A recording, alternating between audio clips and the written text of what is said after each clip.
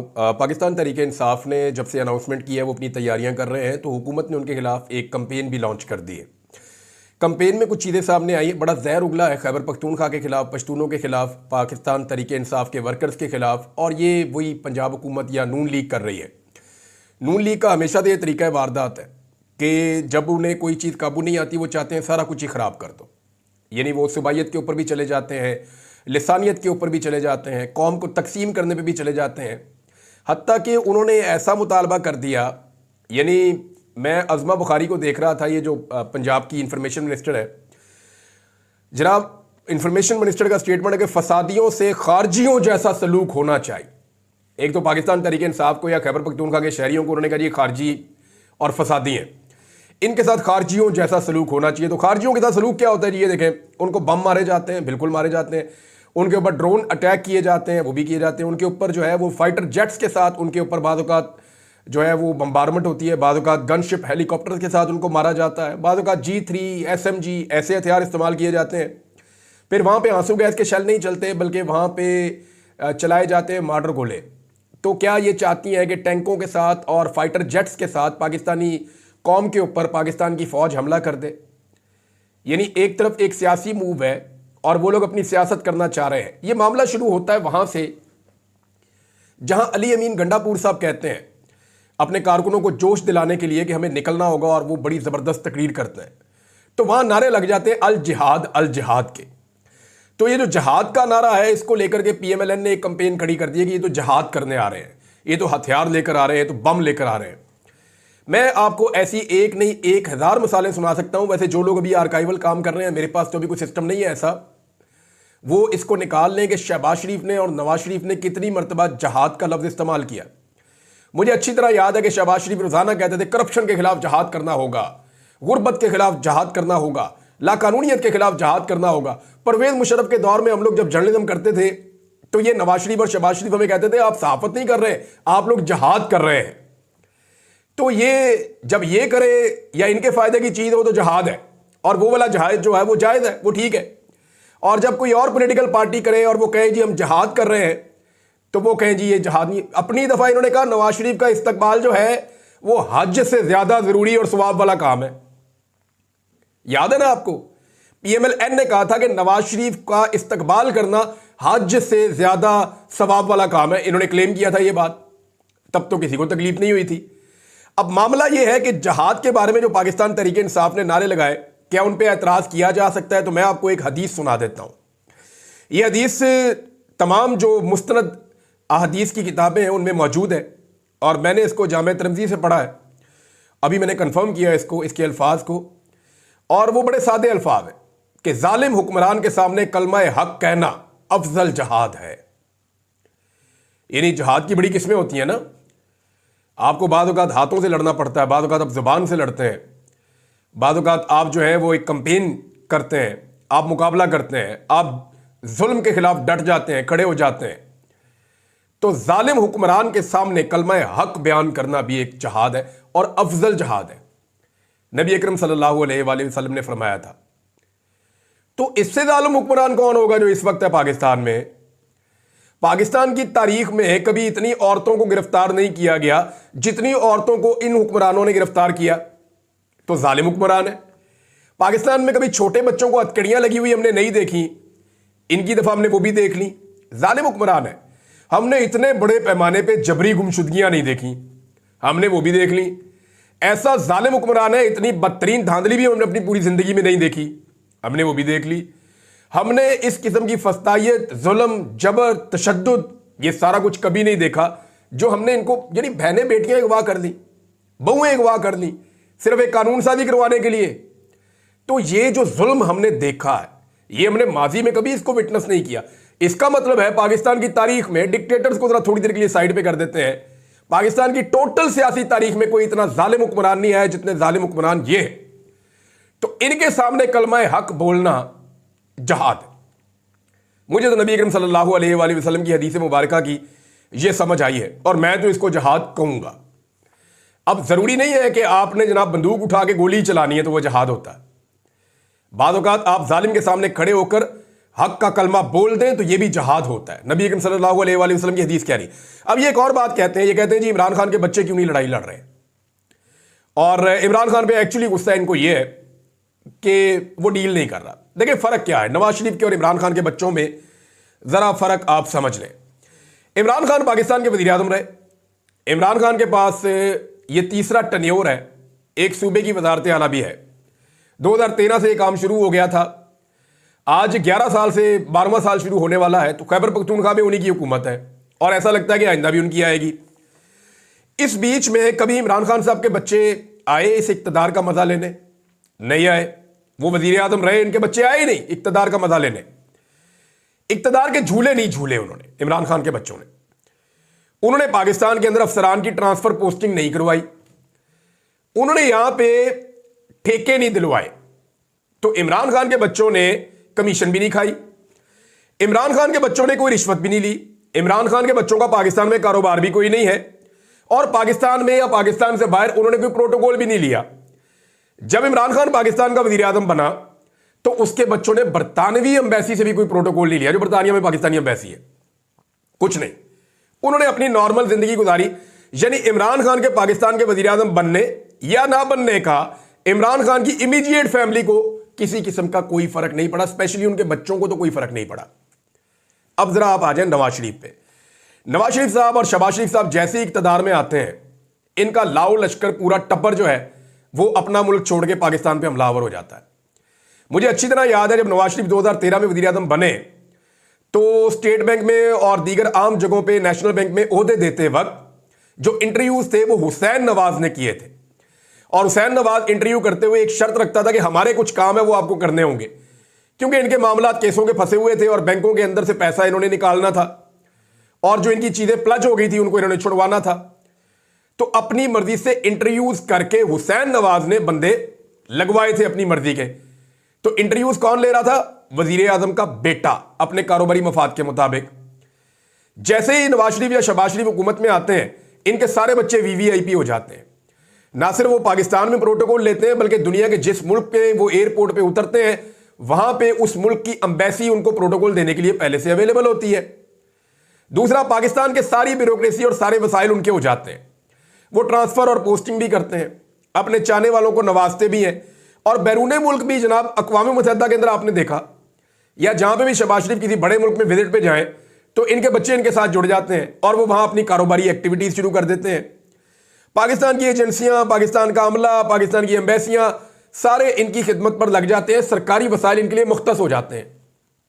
यह फर्क है इमरान खान के और नवाज शरीफ और शहबाज शरीफ के बच्चों में। अब आप एक बात देखिए कि फर्क आपको नजर आ गया कि फर्क क्या है। ये ऐसे बेशर्म लोग हैं, इन्होंने कभी नवाज शरीफ को नहीं कहा कि तेरे बच्चे क्यों नहीं आते एहतजाज करने के लिए। जब नवाज शरीफ ने कंपेन खड़ी की तो मरियम नवाज ने लिख के, सिर्फ इतना लिख के छोड़ के वो चली गई कि बाप का हुक्म, कि बाप ने कहा जी कि एहतजाज है, जरा जान खतरे में निकलो। तुसी हेलीकॉप्टर में बैठ के अपने बच्चे लेके, जनाब सरकारी प्लेन में बैठ के पहुंच गए लाहौर, और जाती उम्र अपने बच्चे लेके पहुंच गई। इनसे तो कभी नहीं पूछा कि जनाब आपके बच्चे जो बाहर बैंकरप्ट हुए फिरते हैं वो यहां पे आके मियां साहब आपके एहतजाजों में शामिल क्यों नहीं होते? कितने एहतजाजों में वो शामिल हुए हैं।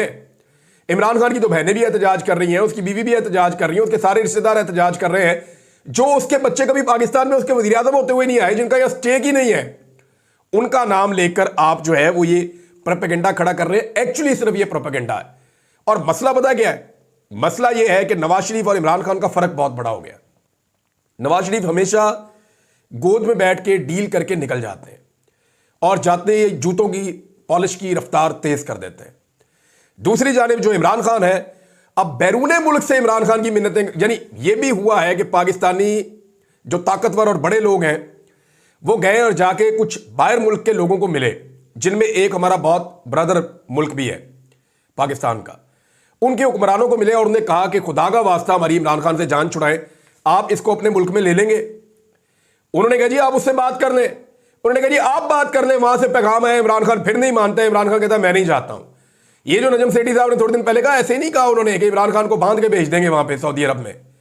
इसके पीछे पूरी एक कहानी है और ये खुल जाएगी बहुत जल्दी। मैं आपको बताऊंगा इसके अंदर कौन इन्वॉल्व है और किसने जाके मिन्नत तरला किया और कैसे ये सारी बात हुई। लेकिन इमरान खान को बाहर भेजने के लिए भी मिन्नतें की जा रही हैं, लेकिन इमरान खान मान नहीं रहा। अब जो जहाद वाले नारे हैं ना, उनके ऊपर ये रोला डाल रहे हैं। तो मुशर्रफ दौर में जो वकला तहरीक चल रही थी ना, उसमें भी जहाद के नारे लगते थे। तब नवाज शरीफ और शहबाज शरीफ स्टेज पे खड़े होकर कहते थे कि ये जहाद है और हम ये जहाद कर रहे हैं, कौम ये जहाद कर रही है। तो ये सिर्फ इमरान खान का नहीं है, ये हमारी कौम के अंदर है कि जब भी हमें लगता है कि हम ठीक काम करने जा रहे हैं, हक पे खड़े, तो फिर हम इसको कहते हैं जहाद। लेकिन अगर आपने वो इनको दहशतगर्द बनाना है या दहशतगर्दों वाला सलूक करना है, तो मारें, फिर इनको बम मारे, इनको जो है वो आप मार्टर गोले मारें, इनके ऊपर आप जो हैवी मशीनरी है उसके जरिए गोलियां चलाएं। आप 5-10 हज़ार बंदा कत्ल कर दें, आपको किसने पूछना है? आप बंदे कत्ल कर दें पाकिस्तान में, लेकिन याद रखिएगा जितना पाकिस्तान बाकी बच जाएगा आपसे और ज्यादा नफरत करेगा। एक आदमी इस मुल्क में ऐसा नहीं मिलेगा एक दिन आपको जो आपको प्यार करता हो। मैंने एक दिन आसिफ करमानी जो नवाज शरीफ साहब के बहुत करीबी साथी थे, उनको मैंने एक दिन एक बात कही थी और मैंने उन्हें कहा था कि आपने इस बात की गवाही देनी है। और यह बात मैंने उन्हें कही थी सन 2009 में। आज 15 साल हो गए इस बात को। मैंने आसिफ करमानी साहब को कहा था और वो गवाही देंगे। मैंने कहा था याद रखिएगा शरीफ खानदान की गर्दन में जो सरिया है ना, ये एक दिन निकल जाएगा। और मैं आपको ये बताता हूं कि इनकी हालत ये हो जाएगी कि ये लोगों से मिलना चाहेंगे और लोग इनसे मिलने से इनकार कर दिया करेंगे। ये मैंने उन्हें कहा था और मैं इनकी हरकतें देख के मैंने उनको ये बात कही थी। उस वक्त मेरे किसी बात में मुझे बुरा लगा था, कोई चीज़ मुझे ऐसा लगा कि ये तो फिरौनियत है। मैंने कुछ ऐसा होते हुए देखा, मैंने कहा यार ये तो फिरौनियत है करमानी साहब, ये क्या जुल्म है, आप इसके खिलाफ बोलते क्यों नहीं है? उस वक्त वो वहाँ कंप्रोमाइज़ थे, वो बेचारों के वहाँ पे स्टेक्स थे, वो खामोश रहे। तो मैंने उन्हें कहा करमानी साहब एक बात मेरी आज आप लिख के रख लें अपने पास, और आपने एक दिन गवाही देनी है कि यही नवाज शरीफ होगा और एक वक्त आएगा कि जब ये नवाज शरीफ लोगों से मिलना चाहेगा और लोग इसको नहीं मिलेंगे और इनकी गर्दन का ये सरिया निकल जाएगा, क्योंकि ये रब का कानून है। मेरा रब किसी की आकड़ बर्दाश्त नहीं करता। अल्लाह रब वो अत खुदा दा बैर होंदा है। पंजाबी की एक बड़ी शानदार मिसाल है कि जो भी अत चुकता है ना, या जो भी आकड़ के चलता है अल्लाह की ज़मीन पे, उसके साथ फिर ये होता है। और इनके अंदर बड़ी आकड़ थी। अच्छा, ये एक चीज़ और मैंने नोट की है, मैं आपके सामने रख देता हूँ। पाकिस्तान के मीडिया को ना इमरान खान साहब की कुछ तस्वीरें मखसूस लोगों की जानिब से प्रोवाइड की गई हैं। ये मैं आपको जिम्मेदारी के साथ कह रहा हूँ। इमरान खान साहब की कुछ तस्वीरें हैं जिनमें उनका जेस्चर ऐसा है जैसे वो शायद परेशान है, या वो जज्बाती हैं, या वो फ्रस्ट्रेट है। तो इस किस्म की जिनमें उनका चेहरा अच्छा नहीं लग रहा थोड़ा सा, तो जानबूझ के ऐसी इमरान खान साहब की चुन के 10-12 तस्वीरें एक मखसूस जगह से मीडिया को प्रोवाइड कर दी गई हैं कि इन तस्वीरों के अलावा आपने इमरान खान की कोई तस्वीर जब आप सोशल मीडिया पे पोस्ट करें तो आपने नहीं लगानी। अब आप गौर कीजिएगा, पाकिस्तान के जितने मेन स्ट्रीम चैनल हैं, जब वो सोशल मीडिया पे इमरान खान की फोटो चिपकाते हैं तो वो इस किस्म की फोटो चिपकाते हैं जिसको देखने के बाद आपको लगता है कि यार ये ज्यादती है, ऐसी तस्वीर नहीं लगानी चाहिए। ये जानबूझकर ऐसी तस्वीर लगा रहे हैं ताकि इमरान खान का इमेज लोगों में खराब हो। तो ऐसे नहीं होता।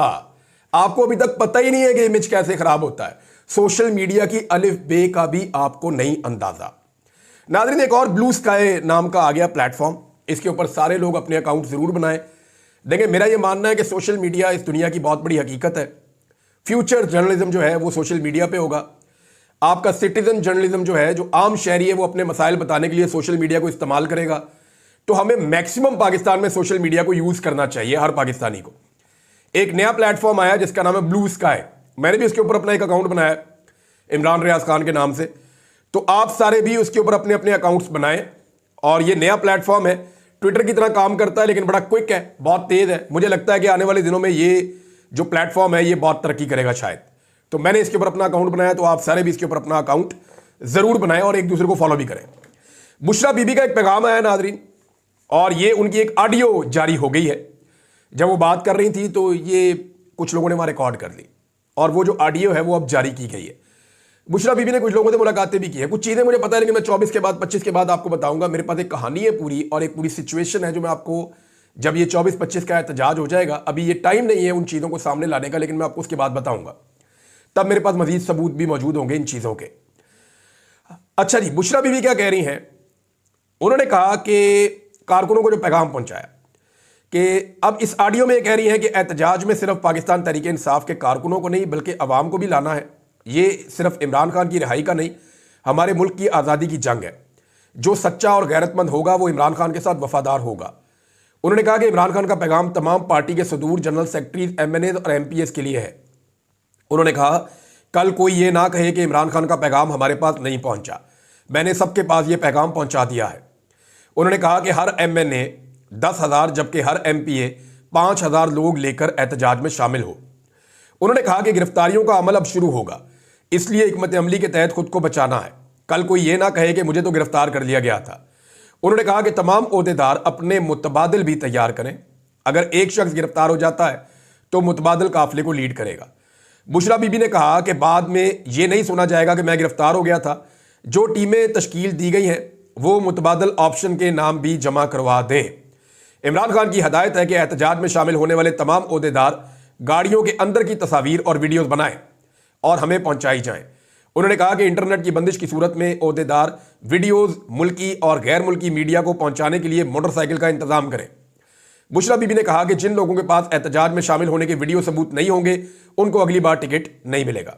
उन्होंने कहा कि 24 नवंबर आपकी इमरान खान और मुल्क के साथ वफादारी का इम्तिहान है। पख्तून गैरतमंद और जिहादी कौम है। नाज़रीन, अब थोड़े दिनों में आप एक और चीज़ भी देखना शुरू कर देंगे और वो आप ये देखेंगे कि PMLN पीपल्स पार्टी को वापस जवाब देना शुरू होगी। पीपल्स पार्टी अक्सर बदतमीजी करती है PMLN के साथ, क्योंकि देखिए उन्होंने वजारतें ली नहीं हुई और इक्तदार PMLN को दिया हुआ है। उसके बदले में उन्हें ये उम्मीद है कि अगली दफ़ा इक्तदार बिलावल को मिल जाएगा और उनके साथ वादे वईद भी किए गए हैं। तो अब पीपल्स पार्टी बदतमीजी करती है, नून लीग जवाब नहीं देती, लेकिन कुछ अरसे के बाद नून लीग जवाब देगी तो वो आप समझ जाइएगा कि अब इंतखाबात करीब है और नूरा कुश्ती का नया सीजन शुरू हो गया है। एक चीज़ मैं आपको और बता दूं, और ये मुझे पहले बताना चाहिए था लेकिन मैंने कहा था कि मैंने इजाज़त नहीं ली हुई।